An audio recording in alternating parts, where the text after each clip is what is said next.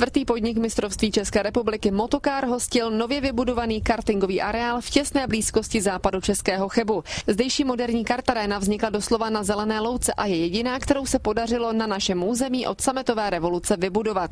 Nabízí velice členité pasáže i sérii rychlých zatáček a nechybí ani rozsáhlé zázemí s provozní budovou, prostornou restaurací a vyhlídkovou terasou.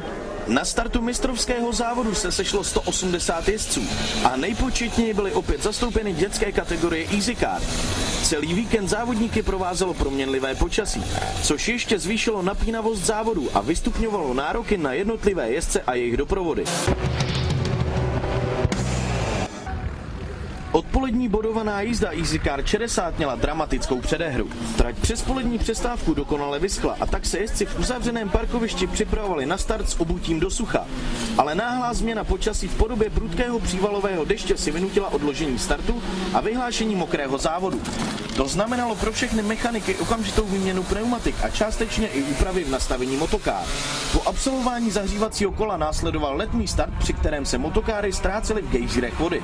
I v této jízdě nevyšel úvod závodu Jakubu Roubíčkovi, který se tak v důsledku technické závady propadl do středu pole. Do vedení šel Zdeněk Tlachač, ale pouze na jedno kolo, když ho vystřídal výborně jedoucí Václav Šafář z Capitol Racing Team.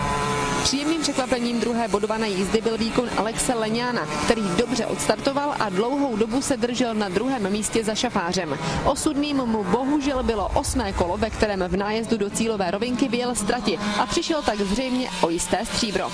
Toho využil Jakub Taláš, který navíc v posledním kole zaznamenal nejlepší čas. Smolař první bodované jízdy Easy 60 Tomáš Horský se v závěru odpolední jízdy propracoval na 3. místo. Rozdílem více než 1 vteřiny vyhrál Václav Šafář před Jakubem Talášem a Tomášem Horským. V hodnocení mladí si zopakoval vítězství bezchybným výkonem Jáchym Galáš před Adamem Králíkem a Jonášem Tlachačem. V hodnocení EasyCar mladí tentokrát jasně dominoval Jáchym Galáš před Adamem Králíkem a Jakubem Roubíčkem.